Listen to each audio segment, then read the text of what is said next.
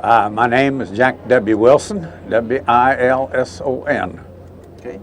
Well, now, Jack, where were you when Pearl Harbor happened, and what did you think about that? I was a senior in Newburgh High School, Newburgh, Indiana. And at the time that happened, I was working at a drugstore on that Sunday. And the word came over the news at that time, and I was real shocked about it. I was just a young boy, and I had no idea that anything like that could happen at that time. And I was just real surprised that it happened. Did you think you were going to get caught up in this thing? No, I didn't at the time. I know as time went on with it, different ones, when I went back into school Monday, I had a couple fellows in my class that they said, well, they were going to quit school and join the Army. And I thought about it, and then I thought again. I thought, no, I want to go and get my education. And in fact, my mother and dad got on me right away when I said something about it. Said, you go on to school and stay in school, which I did. And you want me to tell you a little more about this or not? Yeah, I'm just going to take your hat here and I'm going to lift it up just to here, Okay. right about like that, if that's okay. That's fine. We're trying to keep the shadow off your eyes. Okay. Yeah, go on. Tell me how you did finally get involved. When I graduated out of high school, they had a shipyard there in Evansville, Indiana. It's where they built LSTs, and they were just starting that. And I had to get a job, and we had a good friend in Newburgh. His name was Martin, and he was a retired lieutenant commander out of the Navy. And he was to be in charge of the naval inspection for these LSTs. Well, I contacted him right away, and I told him, I said, Mr. Martin, I said, I've just graduated from high school, and I need a job. Can you help me get a job at the shipyard? He said, yes, Jack. He said, you go on down and put in your application, and I'll take care of it. Immediately I did that, and just in 2 or 3 days, I got a call to come in to the shipyard. And they put me in the mold loft down there. That was where they made the pattern for all these LSTs. It was a huge hardwood floor. They had 2 engineers, the superintendent, and I. That's all was in there at that time. And I asked this one engineer, his name was Richard Brown, his name was Nick. And I said, Nick, what are we going to do up here in this thing? He said, well, son, we're going to build patterns for these LSTs. And I said, well, how big are they? He said, 327 foot long. And I don't recall offhand how wide. We had a set of double doors down at the end of this building, about 12 foot. And I looked at those doors, and I said, how in the heck are we going to get something like that out of here? And he laughed, and he said, you don't know much, do you? And I said, no, I don't guess I do. If we're going to build ships 327 foot long and get them through 12-foot doors, I don't know much. And he laughed, and he said, I'm adopting you. You belong to me. He kept me with him. He was, like I say, he was an engineer, and he and I shot the base line and the center line on this hardwood floor, and we made every move in these patterns, making these patterns for these LSTs. And the time we got the patterns all completed, they start putting the ship together out on the ways. And I was just a kid, 19 years old at that time, and the superintendent wouldn't pay me lawsman's pay. And he said, no, you're too young for that. And I was getting 85 cents an hour, and a lawsman was supposed to be $1.25 an hour. Well, this engineer that I was with was getting transferred out in the yards to start building the bow section of these ships. And he said, Jack, when I get out there, I will have you transferred, and you'll be my #1 layout man. I did that. And he called me out there immediately after that, and I went to work building the bow section as a #1 layout man at $1.25 an hour. And we were out in the open there in the winter, and it was really nasty on those skids in the wintertime. And along about February, middle of February, I guess it was, or something like that, I got my draft notice, and I told him, I said, Rip, I'm going to leave you in 2 weeks. He said, what do you mean leave me? He said, I told him, I said, my draft notice come and I'm going to service. He said, oh, no, you're not. He said, I'm going to get you to firm it. He said, you're needed here. He said, you're a layout man. That's an important job on this ship. And I want you here. And I said, I'm sorry, I can't do that. I said, all the fellows I grew up with and all are going to service, and I'm going too. But he got mad at me, but it didn't do any good. And we didn't speak for about 10 days. And finally, he started speaking to me, and he said, I can understand your feeling. And he said, I wish you would have stayed with me. But he said, what do you want to do is your business. Well, I went. And I went in, when I was inducted, it was so funny, I got to tell you a little part about this. The day I took my physical examination and everything, I went through this line up there, and they interviewed me, what I had done and everything, and I told them what I had did, what my job category had been. And they put me in a line over there for the Navy. And I said, I don't want in the Navy. And the fellow told me, he said, well, with what you have done, we figure you're more suited for the Navy than anything else. And I said, I do not want in the Navy. And I was arguing with this fellow, and the line next to it was Army. Well, there was an Army officer over there, and he heard the argument, and he said, son, what's the matter? And I said, they're trying to put me in the Navy, and I don't want in the Navy. He said, well, what do you want? I said, I want the Army. He said, step over here, you're in the Army. I stepped over in the Army line, and he said, now tell me, why didn't you want in the Navy? I said, well, I had helped build LSTs, and I said, I don't even know the damn things afloat or not. He laughed, he got a big kick out of that. Of course, I was joking, as far as that goes, you know, but anyhow, that was when I got in the Army. And when I went to Fort Benjamin Harrison in Indianapolis. I was there for a few days, and from there I went to Camp Blanding, Florida. There was a... Hold on just a minute, Jack. I wondered if you could tell us a little bit more about the shipyard. Were there women working in the shipyard? There was women working there. They had women welders, was mostly women welders. And it was so funny as a 19-year-old kid. I mean, I'm not bragging about my salary, but back at that time, the average pay scale there was around 85 to 90 cents an hour. A welder, a ship fitter, a carpenter, the top of their line net was making like $1.10, $1.15 an hour. And this job I had was $1.25 an hour. And it was one of the top of the line jobs. And that's why the superintendent said I was too young to be making a salary like that. So. Well, how fast were you turning out these LSTs? Oh, gosh, I'll tell you honest goodness truth, I couldn't tell you for sure. I was there from May till March, and that time we would outfit them and everything, put them all together, and then they would launch them, and there would be a naval crew come up, and they would go down Ohio to Mississippi and out New Orleans, and they were dispersed from there. And then where they went from there, I have no idea. But I'll tell you a little something else about LSTs. We're talking about it. When I went overseas on the Empress of Scotland, a British ship, and we went to Casablanca. And they put us on these 48 cars, and I traveled all across North Africa. When we stopped in Oran, North Africa, there was an LST in the port there. And this LST was kind of sideways, and I could see it. And you could see all the way through that thing, midship. It had been torpedoed, and you could drive a vehicle plumb through this thing. But the way they were built one bulkhead after another, and you had to blow them all to pieces to sink them. And they were real flat bottom, and boy, when you got in rough water, it was bouncy, bouncy, bounce. But you could run them right up on the beach, you know. You know that we've interviewed some guys that were LST crews, and they called them large, slow targets. They were. Okay, well, tell me how you got to the division. Well, anyhow, let's see, where was I? I went.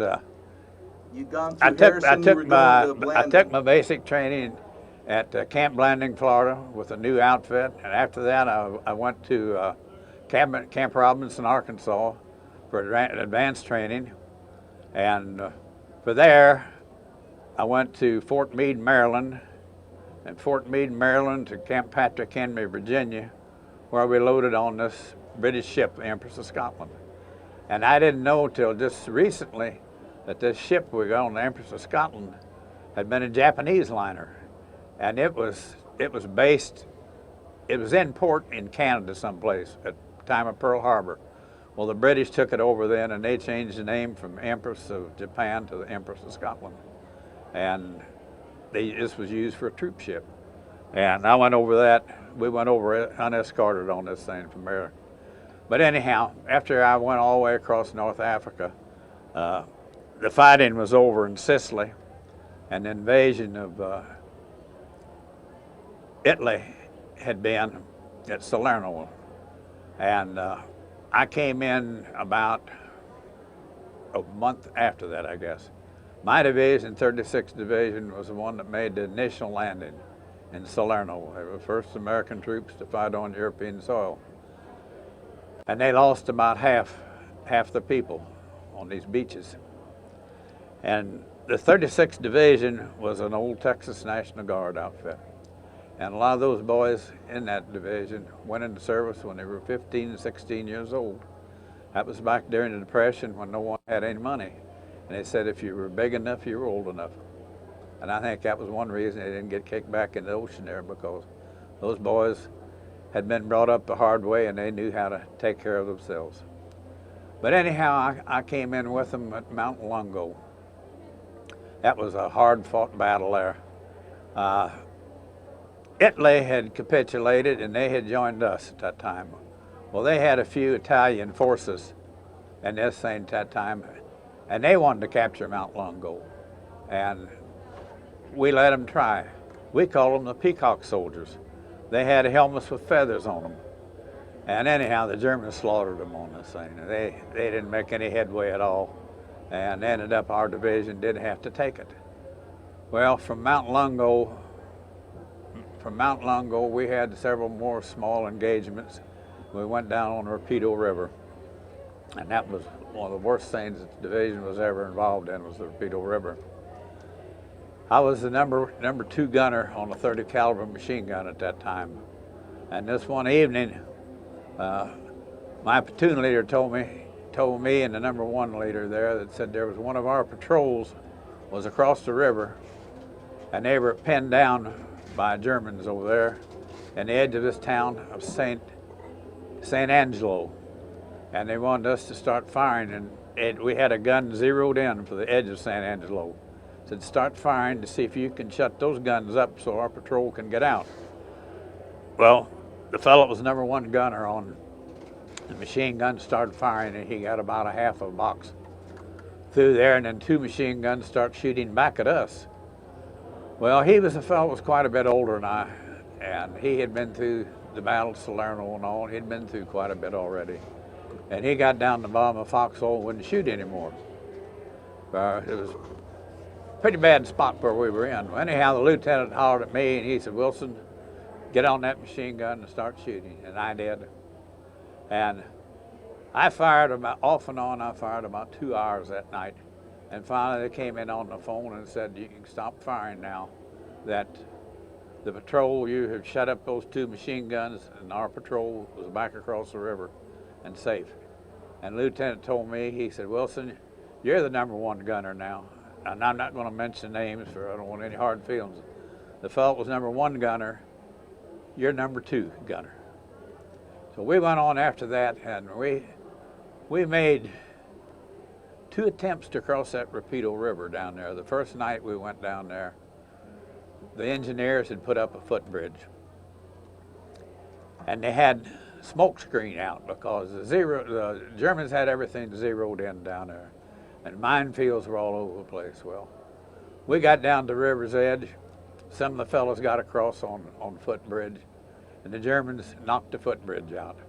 I never got across the river because I was carrying a 51-pound machine gun tripod. And they said, get back up on the hill quick, we're expecting a counterattack. Well, we got back up on the hill, set up the gun, nothing happened. The next night, they said, well, you're going to try it again. This time they had some wooden barges that we were going to use. Well, we got down to the river's edge, and this time a mortar fire, the machine gun fire had killed the fellows on the barges, had blown up the barges, and we were under intense, we call them screaming mimes. They were Nebel wafers, 5 or 6 barreled rockets. Anyhow, I was told again, get back up on that hill quick and set that machine gun up. There will be a counterattack. Well, with all this gun, artillery fire and everything we had, the tape marking the minefields had been blown away. And we had to go through that, and you never knew when you put your foot down when you was going to put it on. And it was so dark you could hardly see your hand in front of you. All at once, someone grabbed me by the leg and said, please help me. I looked down, and there was a fella that stepped on a mine. He had one leg that looked, I'm sure he lost a leg over it, and the other one was mangled bad. And his eyes were out, running down his face. And he was crying, he said, please help me. And he was holding on to my leg tight. And I said, I can't, I've got to get back up on it.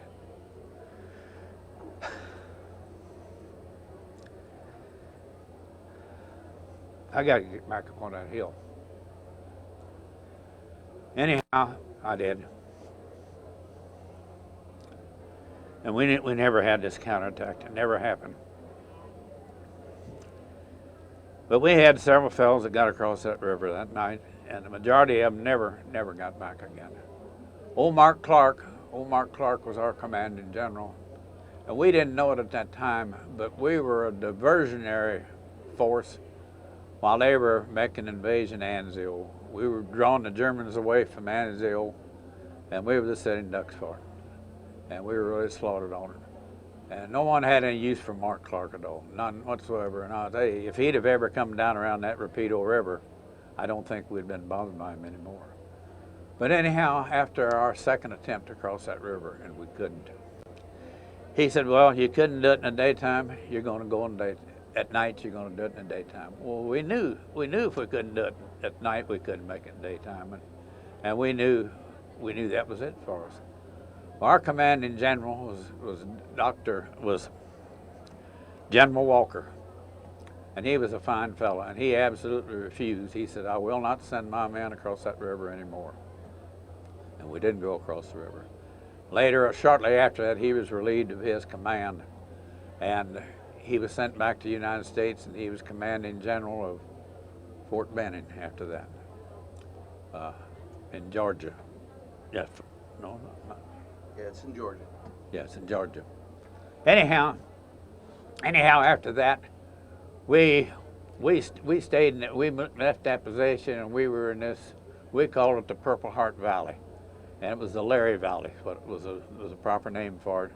And this was just before we went to Anzio, and you couldn't stick your head out of a foxhole in the daytime, or you'd lose it. And anything if you had to go to the toilet, you used your steel helmet, and then you threw it out of the hole when you could. At nighttime, when you slept in a foxhole, you slept with your bayonet on your rifle. German combat patrols were out every place. Our combat patrols were out. And we had people that was actually bayoneted in their foxholes at night. And if you lit a cigarette, you made sure that you had a raincoat or a blanket over your head, because any sign of fire like that was no good at all. But anyhow, we were in this Purple Heart Valley for about 4 or 5 days, and word come out that we were going up on Mount Cairo, right across from Monte Cassino, and this was to relieve the 34th Division, who had been up there. Well, I'm getting just a little ahead of myself. When they decided that we weren't going to make this third attempt to cross the Rapido River, we had a lot of fellows that was laying over there dead and wounded. And one of the fellows in our rifle company, his name was Carl Strom. He spoke fluent German, and he negotiated a peace with the Germans to pick up our dead and ones that was badly wounded laying over there. And it took a day to do that. And while we were up on that hill, we saw the body. All they did was pick them up and they threw them in the back of 2.5-ton trucks. And the bodies were stiff. It just looked like a bunch of fence posts thrown in there. It was really a disheartening thing to see it. But anyhow, they got them all picked up. And then we went on to this Purple Heart Valley, and we were there approximately 4 days. And they said we were to go up on Mount Cairo to relieve the 34th Division. Well, we had to wait till nightfall to leave, and we walked that night, and I actually went to sleep walking and stepped in a hole. But anyhow, we went to this little town at the foot of Mount Cairo. It was a town that was already devastated. It was the city of Casino, and we stayed there. We stayed in that town for about 3 or 4 days, I guess, before we went up on the mountain to relieve the 34th Division. And a good friend of mine and I, we were dug in close to a cemetery. It had a wall, about a 12-foot wall all around it. We wanted to go in this cemetery and see what it looked like. Well, we did. We went in there. They had bodies buried in cases along this wall with glass front. You could see the old bodies laying in there, everything. And all at once somebody hollered, "Hey boys, don't take another step." We looked over there, and it was a tank destroyer outside that wall, one of ours, and the fellow happened to stand up on it and look in there, and he saw us. He said, "You're in a minefield in this cemetery." He said, "Go to looking." And we did. We could see tripwires here and there between flower pots and things. And boy, I'll tell you, we had a hard time coming out of that cemetery because we were scared we'd step on something. But we did make it out of there. And about the next day, we went up on this Mount Cairo. And as #1 gunner, I carried the tripod for this thing. The tripod weighed 51 pounds. The barrel and receiver weighed 33 pounds. Box of ammunition weighed 27 pounds. And all the ammunition carriers carried two 27. The assistant gunner, he carried the barrel receiver that weighed the 33, and the #1 carried the tripod that weighed 51. Anyhow, we were all day getting up on this mountaintop. And we got up there. My arms went to sleep carrying this gun, and I couldn't get the tripod off my shoulder. I had to take it off my shoulder. And we were told where to set the guns up and everything.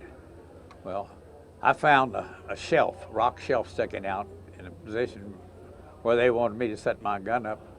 And I put my gun under there, and I told the fellow who was with me then, I had a different #2 gunner then, a fellow my age and all, and a good friend.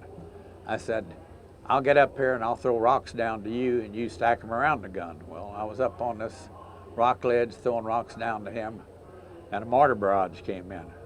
Well, one of the mortar shells hit close to me, and with the concussion and the footing I had, I lost my balance and I fell off of this thing. I hurt my back real bad. Well, I got back down in the hole, and the next morning I couldn't hardly move. And I told my lieutenant, I said, "I've got to get down here to the aid station and see if it can do something for me." And he said, "You go ahead."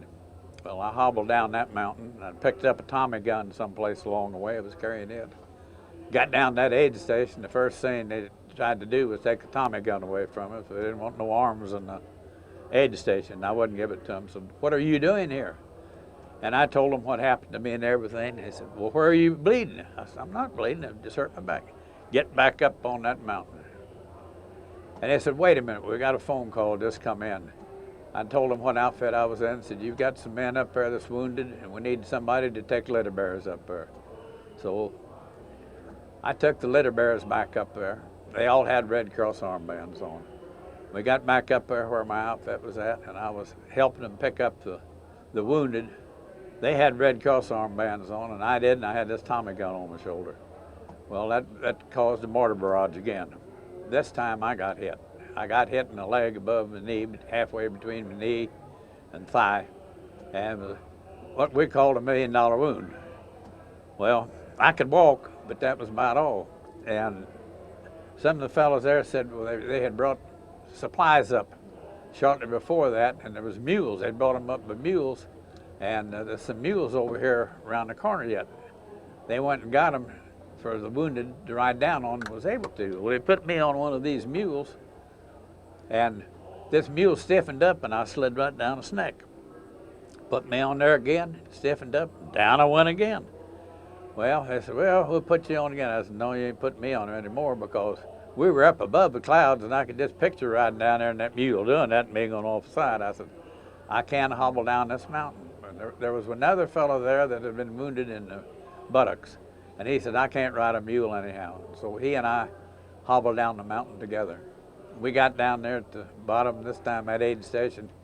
This time I was bleeding. And they treated me there, and then they put me in an ambulance and took me to another aid station where they treated me again. And I ended up in the 74th Station Hospital on the Volturno River. This was in February.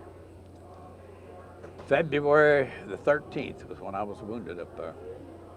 Anyhow, got in the hospital. I knew a couple of boys there that was wounded the day after I was, and they said, "Jack, you should have stayed a day longer. The Air Force bombed the Abbey. They destroyed it the day after you left there." Well, anyhow, I stayed in this 74th Station Hospital, and this wound in my leg wouldn't heal up. Like I said, this was in February, first part of March and all. And this doctor that was treating me, he said, "We may have to do a skin graft on you." And I thought, dang, skin graft, something like that. Well, next day he brought another doctor in, and he looked at it, and the first thing he did, I had a ridge around this leg. It was real funny looking. And he had the nurse say, "Get a tongue depressor." She handed him a tongue depressor, and he said, "You hold on, this is going to hurt a little." He took that tongue depressor, and he dug in around my wound. He brought out sulfamelinide. Every place I had been, I'd put sulfamelinide on those wounds. Every place I'd been, they'd put sulfamelinide. He said, "You're poisoned with sulfamelinide." He said, "You never healed up." And it set up in there like concrete around the thing. Well, immediately after that, a few days, the thing started healing up. Well, I think within a week's time after I was wounded, maybe 10 days, my outfit was pulled off that mountain. They were sent back down to Salerno for replacements, new equipment, and more training and everything.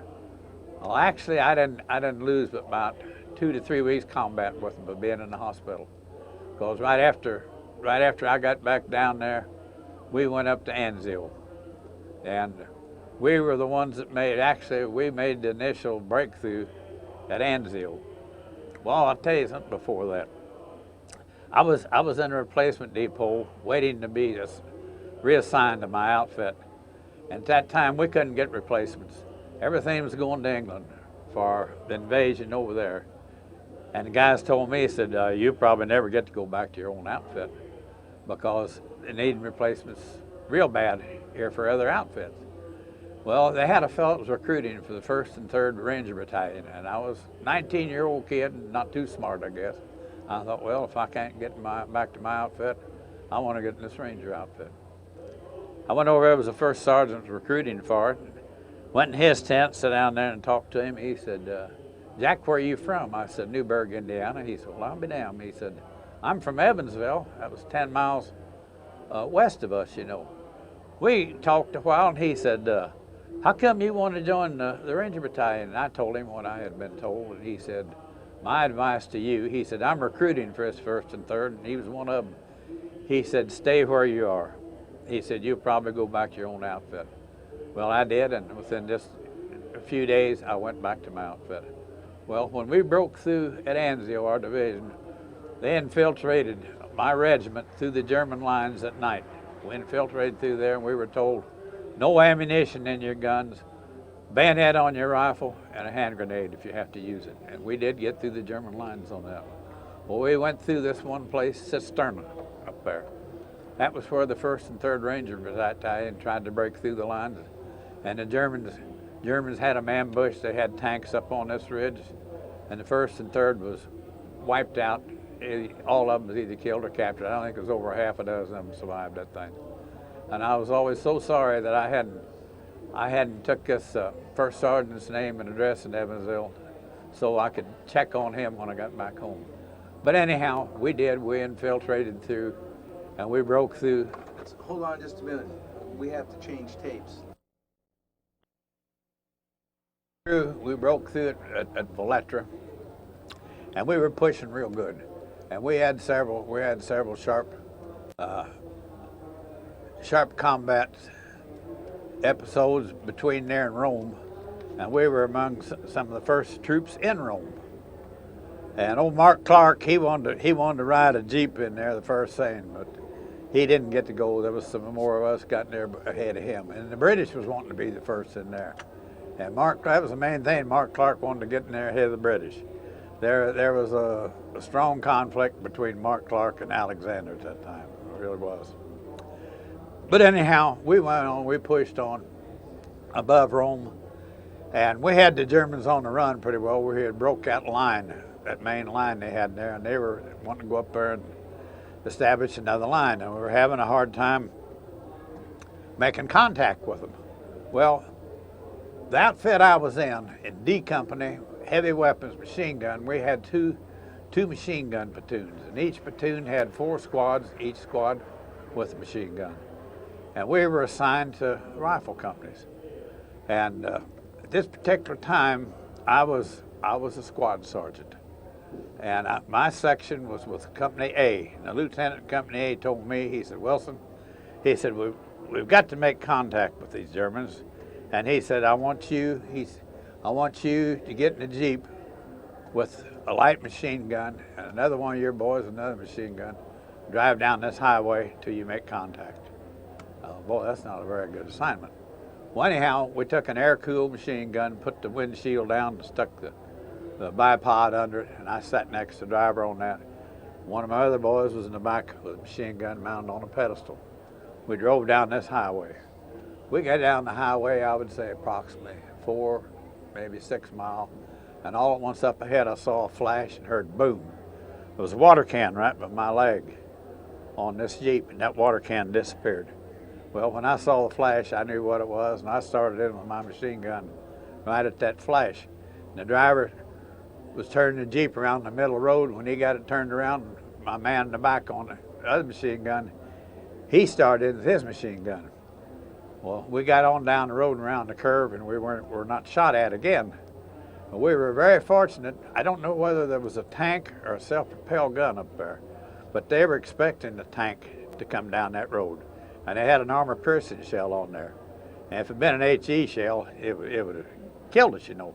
But it hit that water can right by my leg, and the water can was gone. Well, I got back there and made contact with A Company again, and this lieutenant asked me, he said, Wilson, he said, did you make contact? I said, come here, I want to show you your Jeep. I said, see where that water can was? Yeah, where'd that go? I said, it's laying up there where the contact's at. I said, we were shot at by either an anti-tank gun or a tank, and we were fortunate it was armor piercing. And I said, that's where your contact's at. So they fanned out, went on up the line and attacked position, and they made contact with them. We fought hard. We had a hard-fought battle up there all night long, off and on. And a little before daylight, I noticed no one was firing except us with our machine gun and my weapons carrier man there. And I told one of the boys, I said, something's funny here. I said, crawl back here and find out what's going on. Well, one of my boys I had told us to, he crawled back and he come back, he said, Jack, there's nobody else back there. We're the only ones here. I said, well, I'll be damned. So we loaded up and we started back, and we didn't get back too far. We came into a mortar position. Mortar position had been abandoned. It had been from our company, D Companies. They left the mortars there and they left a Jeep. Well, one of the boys in my squad at that time, he said, I was a taxi driver in Brooklyn or Bronx. And he said, I drive this Jeep. Well, we loaded up our gun and stuff, and I think there was 6 of us. We all piled on that Jeep and we started back to the rear. We got back, I guess, about 1.5 miles, 2 miles, and we met our company coming back. My company commander said, Wilson, what are you doing up there?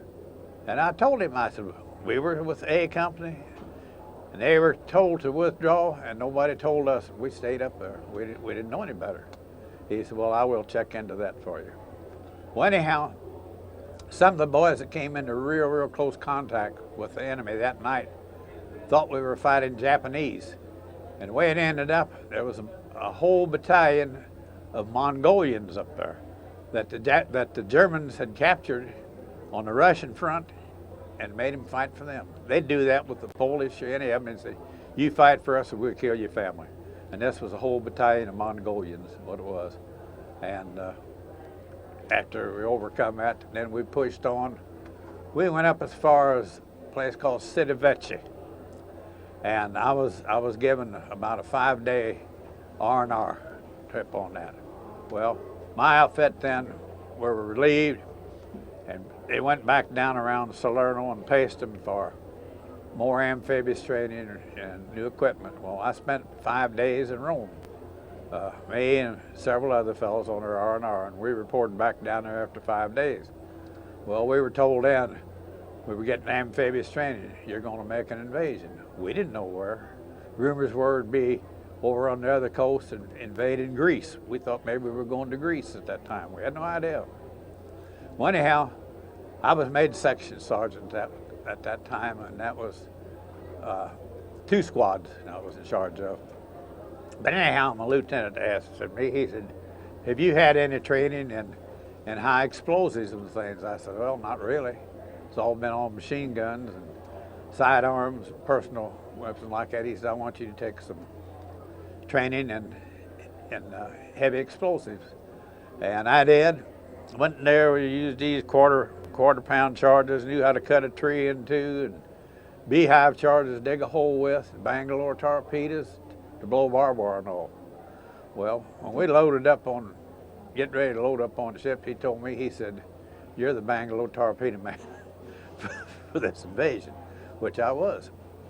And anyhow, we got on an LST, and after we were out to sea a little from there, they told us where we were going. We were going on invasion in southern France. And my regiment was the extreme right flank for this whole invasion, saying, down close to Cannes. And we loaded up off of LST, we were on LST, and into these Higgins boats, which were made of plywood. And we were about 3/4 of the way into where we were going, this one cove we were going into. And we were sitting in rows, and I was sitting my back to a peninsula there. We passed that, and all at once, the fellow sitting across from me, about that far above the head, I saw a row of bullet holes. And I knew I had the same thing above my head. Well, there was a machine gun emplacement along this peninsula. And he was working our landing barge over pretty good. Well, it wasn't not long after that, and they hit something in there close to the beach. Well, the fellow that was operating the Higgins boat, he stopped the motor. He dropped the ramp, and the sailor that dropped the ramp for us, reverse machine gun fire, killed him. I presume he was killed because he was hit several times by it, and I had to step over him to get in the water. And I had the Bangalore in my right hand, my M1 rifle in the left, and I was in water halfway between my belt and my armpits. And I didn't go very far, and these machine gun bullets was hitting water all around me, and I thought, well, I'll never get in the bank. About that time, I felt my hand jerk a little, and I could feel warm running down my arm. And that was the hand that had that Bangalore torpedo in. I looked out of the corner of my eye, and this finger right here had just a small crease from one of the machine gun bullets, and I thought, God damn, if he'd hit that Bangalore, it would got me and the boys behind me. Well, about that time, I heard the engine on a smaller airplane. I looked up out of the corner of my eye, and it was one of these Kingfisher pontoon planes that they launched off of destroyers and things like that. Well, they saw what was happening there, and the fellow in the back, he stood up with twin 50s, and he took out that machine gun that was shooting dust in there. Well, I was able to get in on bank. First thing, there was barbed wire. I blew the barbed wire. There was no mines in there. And I got on up there, and the rest of our boys came out. We had a few of our fellows that was killed on that, and several was wounded. I have no idea offhand how many there was at that time. But we got on up on the road there. There was a big cove in there, and a railroad trestle went across. Well, we got up on the main highway, and we were waiting for an assignment because some of the rifle companies that already was pushing down the highway toward Cannes. And we were waiting to see who we were assigned to. And I was with A Company again, and I was talking to a fella from A Company, and we were going down the road real slow. And all at once somebody hollered at him, and he turned around, and when he did, he threw his hands up like that and let out a yelp. He was shot between the shoulder blades. It looked like with a shotgun up close. He had a place up big around. He's shot by a sniper with a wooden bullet. And one of the other boys said, I think I know where that sniper's at up there. And the lieutenant said, if you wanted to, go get him. I said, I'll go with you. And one of the other boys said, I'll go with you. The three of us scattered out, and we started running zigzag up on this mountainside.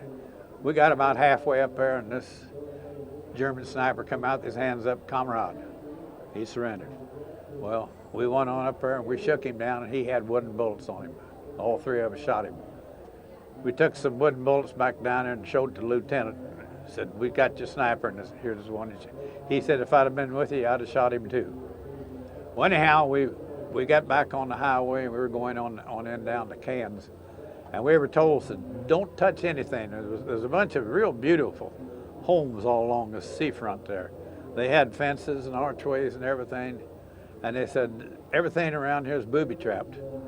Well, I kind of looked back at that time, and one of my boys started to reach up and ring a bell over this archway. And I hollered, I said, "Hey, don't touch that dang thing." And he got his hand back, and one of the other boys looked up there, and he says, "It's a good thing you could see it was a charge up there. If he'd rang that bell, that booby trap went off, and that steel would have went all around." Well, anyhow, we didn't get down the highway too much farther than him. And we relieved a bunch of our Rangers. They weren't ours. They were the Free French, what they were. They were Free French Rangers. And they had come in down there on those cliffs, and some of them had been trapped by the Germans. Well, we got them out of that mess. Then we went on down a little farther, and we were being shelled by big coastal guns in there. We were on a railroad track that went inland, and these coastal guns were using smoke shells on us. Smoke shells and, can't think right anymore what to call this stuff. Anyhow, it all, phosphorus, white phosphorus shells. And if that white phosphorus got on you, it would burn plumb through your arm and all, and you had to take mud or something to put it out. Well, we were fortunate, there was a tunnel just short ways up from where we were, and we all ran up and got in that tunnel. We stayed in that tunnel for about an hour, I guess, till that coastal gun quit firing. We came out and then went on. Well, for weeks and weeks after that, you see somebody, you could tell who it was spent an hour in that tunnel, because everything over there, those Indians were coal-fired. And we were all black as we could be for sitting in that thing. But anyhow, about that time, they said that we were going to be put in a task force called Task Force Butler. That was just my regiment. And we were loaded up on trucks, and we went in. Patton had broke back on some Germans down there. I think it was in close to that hedgerow thing. And the German 19th Army was trying to get on up in our direction to set up another line of resistance. And we were being sent up there to try and stop this German 19th Army. Well, we got up there where we were supposed to go. There was the Rhone River, and there was one of the main highways that ran parallel with the river, and then this ridge that we were set up on. Well, my lieutenant and I, we dug our machine guns in around this thing and waited for us to go back up on this hill, and all at once there was a nice highway off to our right. And all at once, a German half-track started coming down that highway. Well, there were some other groups up there waiting to be reassigned too, and some of them were anti-tank, and there was an anti-tank gun there, 57 millimeter anti-tank gun. But where the anti-tank crew was, I don't know. And someone said, "Wish we could get that anti-tank gun going." Well, one of the boys in my section, his name was Frank Gallwitzer, and Frank had took his training in anti-tank. And he said, I was a gunner on an anti-tank gun. Well, he jumped up and he ran over and got on this anti-tank gun. His first shot missed it. The second shot, he hit this half-track and knocked it out. There was two fellows in there and the driver. Well, they weren't hurt. They jumped out and they ran back down the road a little. There was a big concrete culvert there, and I saw them going to this culvert. Well, I was sitting on one of our machine guns like that, and I was about a 45-degree angle off from that. And I hollered to the lieutenant, I said, "I've got a good view of them in here." He said, "Let them have it." And I ran about a fourth of a belt in through that culvert at this 45-degree angle, and I knew anything in there would be devastated. And the boys ran over and said, "You got them all." Got all three of them, and there was six French civilians in there too that we didn't know was in there. Killed them all. Which felt bad about it. There was nothing we could do. It wasn't our fault. We didn't know we were in there. It wasn't my fault. Well, anyhow, that afternoon, that next morning, I always took my turn standing guard. I didn't have to as a non-commissioned officer, but I did. I felt better standing guard. And I'd usually take the last 2 hours, the hour before dark and the hour after dark. And that morning, just light enough to see, I could make this soldier creeping and crawling toward my gun. And I could see, I knew it was a German. And he had Schmeiser, that's their submachine gun. He's headed right toward our machine gun. Well, anyhow, I woke the boy up in the hole with me, and I told him, I said, what we had there. And I said, you get on the machine gun here. I said, when he gets within about 40 yards from here, I said, I'm going to see if I can get him with a rifle, because I didn't want to open up that machine gun, because I didn't know what was going to have there. And I said, if I miss him, then you get him with the machine gun. Well, I didn't miss him. I hit him. And there wasn't any more come up there. I don't know. Evidently, he was going to come and try to take out our machine gun. He knew what we had done up there with it, killing those fellows in that half-track and everything. But anyhow, we had no more problems with it. Well, the lieutenant told me, he said, Jack, you and I are going up on this ridge and find out where to put 2 of your machine guns up there. Well, he and I went up on the ridge, and I had a long-handled shovel that I had picked up down there at the farmhouse, and I thought, well, it would make it a lot easier to dig guns in with, you know. We got up on this ridge, and we were going down through there, and all at once there was a burst of machine gun fire, and we both hit the ground real quick. Then there was another burst of machine gun fire. This time I felt that shovel handle quiver in my hand. I looked out of the corner of my eye, and part of the handle was shattered on this shovel. The next burst of fire, I felt the pack on my back quiver. And Lieutenant said, Jack, are you hit? I said, you know, I don't feel any pain, but I said, I guess I am, because I can feel warm running down my back. He said, we got to get out of here. So we both jumped up right quick, and we ran just the other side of that ridge. We didn't have far to go, and why they never shot at us, I don't know. He said, let me see where you hit. I had a combat pack on. He said, take that dang pack off. Took it off. He said, what color's your blood? And I said, now, what color do you think my blood is? And he got to laughing. We opened that pack up. I had a can of beer. I had a bottle of Vaseline hair tonic. I had a clean pair of socks, clean underwear. That's all I had in that pack.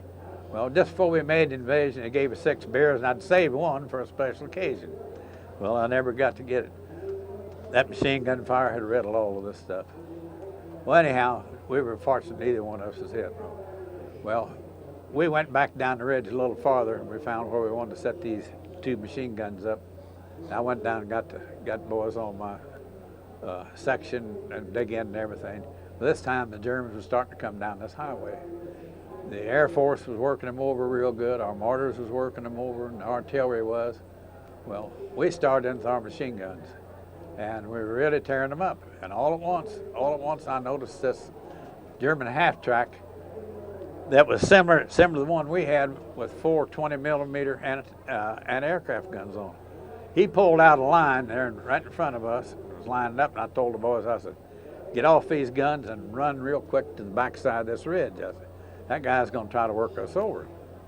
Well, we did. We ran to the backside of that ridge, and we no sooner got over there, and this officer came up there and said, who's in charge of those machine guns over there? Well, it ended up, it was my regimental commander, Colonel Steele. I said, I am, sir. He said, why aren't you firing? And I told him, I said, we had been inflicting a lot of casualties on him, but all at once this half-track pulled out with this shield in front of it.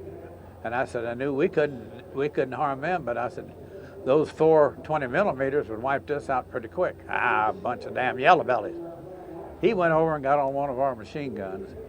He didn't get a third of a belt through, and the ACAC cut loose on him, and he was hit all over. He wasn't killed, but we waited just a little while. We went over there. The half-track had pulled out, and we got him out of the hole. And he was wounded in several different places. I don't think he ever came back to the regiment. He wasn't killed, but he was fortunate. But anyhow, I told my lieutenant about this. I told my company commander, and they said, Jack, you did the right thing. I said, my opinion was, I said, well, I'm in charge of these men. I said, to me, my main thing is to try to protect my men if I can. I said, it's better to run today to be able to fight tomorrow when you know you don't have a chance. I said, you're right. Well, anyhow, after that conflict there, we went on in this town of Montlamar. And then we moved on over, and we were close to the Swiss border at that time. We took the town of Bessenon, Grenoble, something less Baines, which meant the city of Bass. They had natural warm springs in there. And we got to stay there a couple days, and we had our first baths we'd had in ages and ages in there. These natural warm springs, and then we went on. We went till we came to, this was the Rhone River before. We went down there to Moselle River crossing. And there was some old man that lived in a little town there on the Moselle. He knew where there was a ford, where it was easy to go across. And at daylight, we moved down to that area, and he took us to where this was at, and one of the boys went across with a rope, and they put a rope up there. And water came up to about here on me on that thing. It was swift and cold. This was the last of September, the 1st of October, I guess it was, and it was really running swift.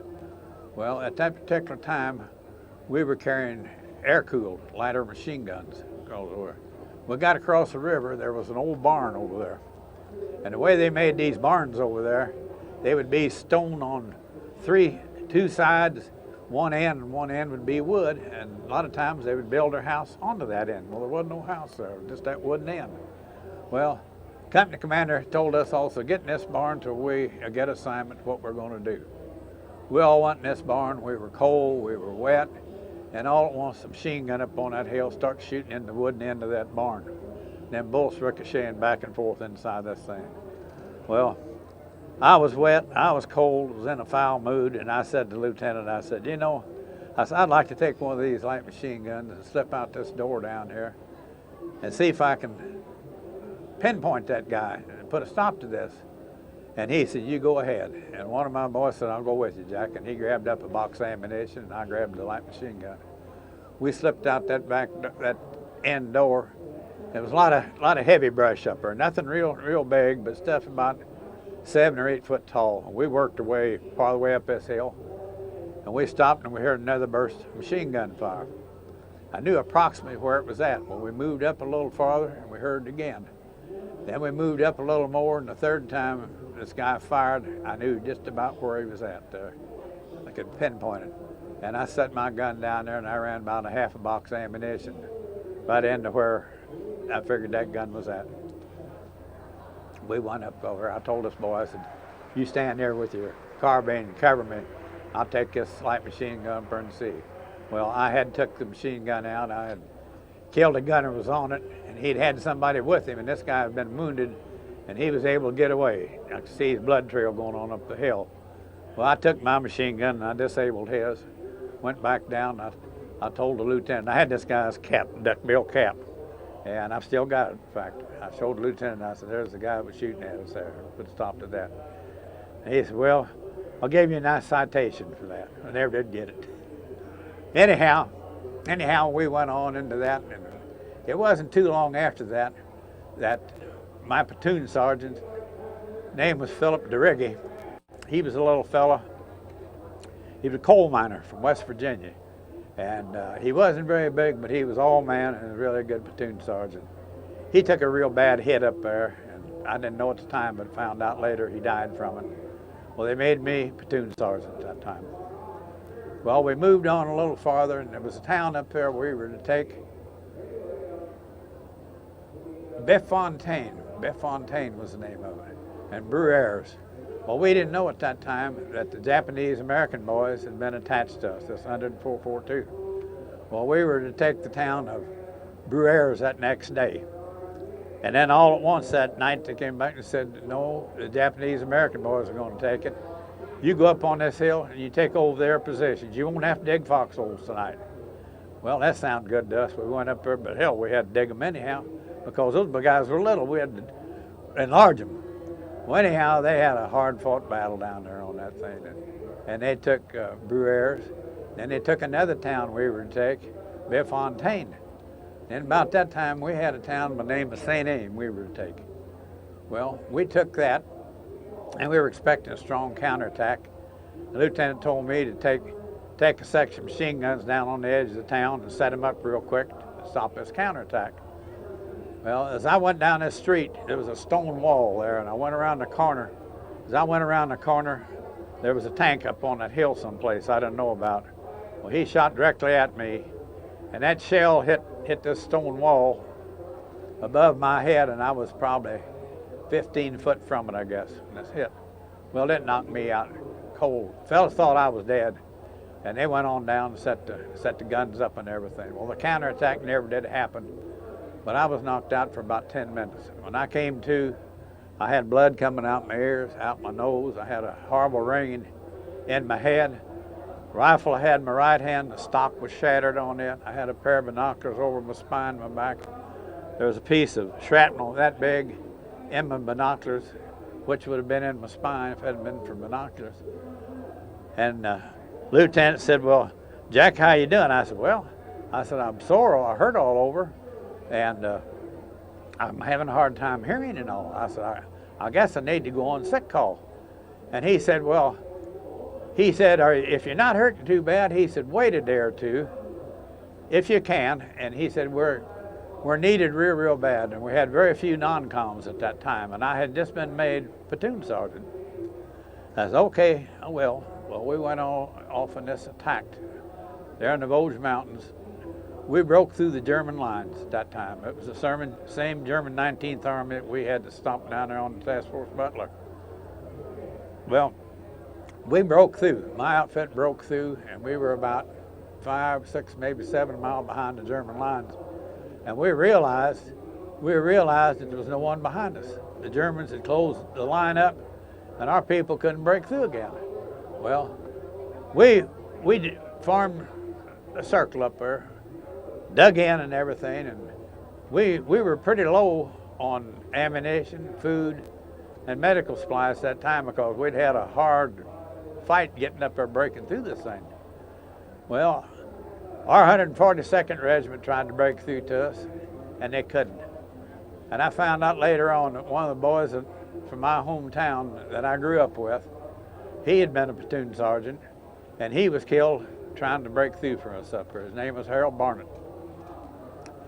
Anyhow, Marty Higgins was in charge of us. There was elements of A, B, and C Company, and this one section of machine guns that I had and my lieutenant, Gordon Nelson, had. And that was it. Well, they had this one radio up there is all they had, and the batteries were getting low on it. Well, Marty Higgins got on that radio and told division the position we were in and everything. Said we were real low on all of this stuff. Well, first thing they did, they dropped supplies into us by parachute. They all hung up in these trees. This was a heavily wooded area, tall pine trees. They all hung up in the trees, we couldn't get to them. Got on the radio and told them. Then they tried shooting D-bars. I don't know whether you know what a D-bar is, a concentrated chocolate bar. They put them in 105 millimeter smoke shells. Let us change tapes. Okay. They tried that. You want me to go on? Yeah. You ready? Okay. They tried dropping supplies with it, with parachute, and then they tried these 105 things. We took a few casualties, but D-bars. And Marty Higgins got on the radio and said, stop this, because those D-bars, man, they were hard as rocks. The next thing they did, they dive bombed us with P-47s, the belly tank on them. They had supplies of that, and they all landed outside of our perimeter. And we had to go out and fight the Germans to get our supplies out of that. Well, anyhow, after about, ahead of myself again. Higgins sent out 2 patrols. I think 50 to 60 men each to try to find a place for us to get through the line. Very few of them ever came back. I mean, they couldn't find a way out. And after that second patrol, none of them came back, they decided to send a 3rd patrol. And my platoon leader sent word down to me. He said, Jack, I want 3 of your men to go on this patrol this time. Well, I didn't have over about 5 or 6 men down there to start with. So I said, I will stay on machine gun, and the fellow that I was on machine gun with, Bert McQueen, he was born and raised down in the Daniel Boone National Forest. He was an old hillbilly from Kentucky. I said, I'll send him. And the other fellow's name was Tillman Warren, and he was born and raised at Pikeville, Kentucky, the other end of that Daniel Boone National Forest. Then I sent another fellow with him. Can't remember his name, but he was from Michigan. And I thought, well, those 2 boys from Kentucky was born and raised in this kind of country. And if anybody can make their way in through here, they can. The way it ended up, my 3 were the only ones that came back from the patrol, plus they brought a prisoner back with them. And shortly after that, the Japanese Americans broke through. And the fellow that made the first contact with it, one of our boys out of C Company, Buck Glover was his name. And I knew Buck, and Buck almost shot him. When he said, the reason I didn't shoot him, he said, I thought, well, that couldn't be a German. He's too little. Because the Germans at times, they would, when they wanted to infiltrate our lines, they would take our uniforms, and do this. And Buck didn't shoot. He said, I was really glad I didn't. He said, about that time, he said, this guy threw his hand up. He said, hey, does anybody need a cigarette? And the fellow's name was Mutt Sakamoto. He was a BAR man. And they ended up, Mutt and I was together, discharged together at Camp Carson, Colorado. But anyhow, this broke through for us. And those boys, in 3 engagements there, they lost over 800 men. And around 600 of them were lost, cutting us out of this battalion, rescued 270 some of us out of that thing. Anyhow, the next day, I was still feeling terrible from this concussion I had, and had several other things about me. I went on a sick call. And the night before that, they had a movie for us. We were pulled back, and the name of that movie was Back Home in Indiana. And I thought, no, isn't that strange? Back home in Indiana, and I'm from Indiana, but I never thought any more about it. Well, I went on a sick call. I had pneumonia. I had a bad case of trench foot. I had this bad concussion. And an old leg wound was bothering me again that I had up at Monte Cassino. And they started evacuating me back and back and back and back. And before long, I was in the 3rd General Hospital in the city of Aix, France, out of Marseille. And from there, I was loaded up on a ship and sent back to Halloran General Hospital in New York. From there, I was sent to Camp Carson, Colorado. And I got 28 days sick leave home, and then went back to Camp Carson, which was a convalescent hospital. This was in January and February. And in my barracks, there was some of the Japanese American boys, and one of them was this Mutt Sakamoto that was the first one made contact with us. And he and I got to be good friends. And I have seen him and been in contact with him since then. Well, anyhow, it was just a convalescent hospital there, and we were waiting to be discharged and being treated for different things. And our company commander came in there one day, and he said, anyone that's a staff sergeant or above has to get a platoon together, whip them up in shape to parade for generals from Larry Field down in Denver. And this one staff sergeant and I were real good friends, and I looked at him. I said, I'm not going to parade for no SB anymore. Are you? And he said, no. So we went back on sick call, and we told our doctor, who was a major down there, what this captain had told us. He laughed, and he said, you don't have to parade for nobody anymore. I said, would you please put that in writing? He said, I will. And he did. Took it back and gave it to the company commander, and he was real hot about this. He said, well, we were going to town every night. We had a pass, we'd go in there, we'd go in town, we'd doing a lot of celebration. We'd get in trouble in there and get in fights, and MPs would bring us back. About the only soldiers around there at that time was guys like us, all convalescents, and we could get by with about anything.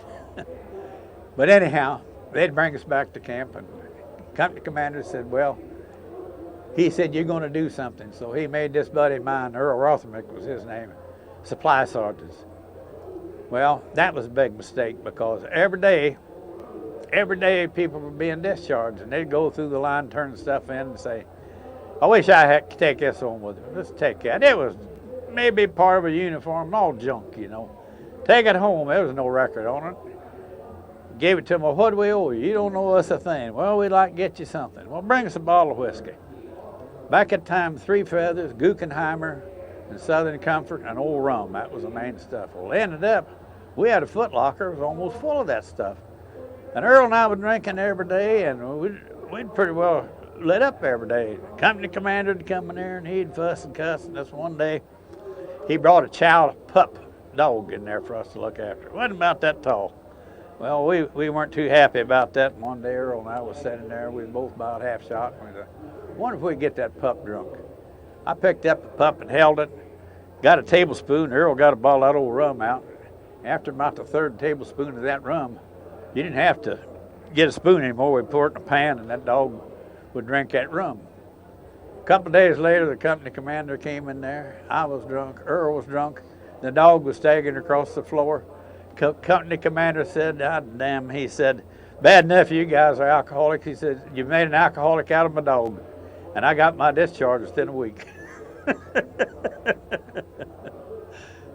So, I just wondered how you felt about those guys, the Japanese Americans that cut their. I think a lot of them, I'll tell you that.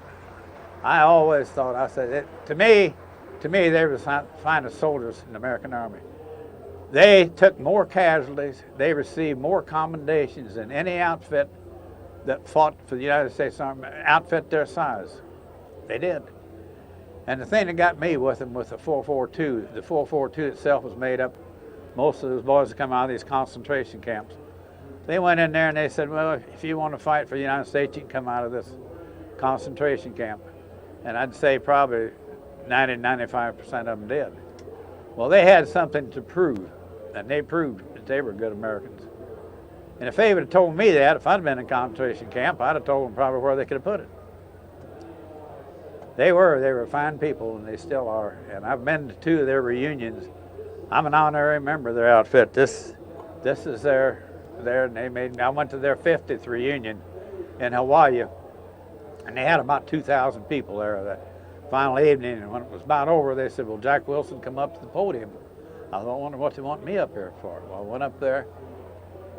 They hung a beautiful medallion about that big around my neck. I said, what is this for? They said, this is commemorating our comradeship with you, and we consider you an honorary member of our outfit. And I thanked them, made a little talk for them, and I said, at that time my division was starting a museum in Austin, Texas. And I said, I will take this back, and I said, it'll be put in a museum in Austin, which I did. And I've been back to one more of the reunions over there since then. But one thing I can't understand, why none of them are here for this. Some of the boys down here on this thing, the 442, asked them, and all I know, they said there's about 2 from Hawaii here. I don't know any Central Illinois isn't here. And I've made personal contact with him several times. He's a fine person. But why, I don't know. There's always conflict between some of these boys. So I don't know what it is. None of my business to pry into it. Us either. Yeah. But I'll say one thing. As far as I'm concerned, they're one of the finest bunches that ever fought in World War II. And if it hadn't been for them, I don't think I would be here today, because we heard later, we had inflicted so many casualties on the Germans going up there and everything. And they knew they had us trapped, and they were going to try to starve us out. And we heard that they had been given orders not to take any prisoners with us, which was quite common in some of those things, you know. We had times we didn't take them either. So I don't think, I've told those boys in World War II, I said, one view, I don't think I'd be here today, and I don't. I'm real serious about it. No, I think the world and all those boys, I really do. And there's several of them belong to they're honorary members of my division, 36th Division. And I go to from 3 to 4 reunions a year, and there's always several of them in there, and they're just like part of us now. Fine people, I'll tell you that. As it should be. They are. Yeah, I was over yesterday. Marty Higgins, who's one of them, Marty was the one that was, you know, he was our commander up there on that thing. He wasn't really a battalion commander, he was a company commander. And up there in that thing, the battalion commander wasn't there, and he was the oldest, and the other officers decided to put him in charge. He was the battalion commander on that thing. Marty and I are real good friends. I saw him again this morning. He's over on the stage this morning. Then they got another one or two this evening. And tonight I have to join my outfit. My American Legion post back home sent my wife and I here to represent them. And we really weren't coming here to this until today to be with them. And I was contacted by this Terry, can't think of his last name, Japanese American boys. They wanted me to be here with them on some of this stuff. And I've been with them as much as I could this first couple days. But now, after this, I have to get in with my American Legion bunch. I'm a 59-year-old member of my post, and I'm the oldest member they have in that. Not in age, but belonging to the post. I joined the post before the war was over in Japan. Well, you all want to get out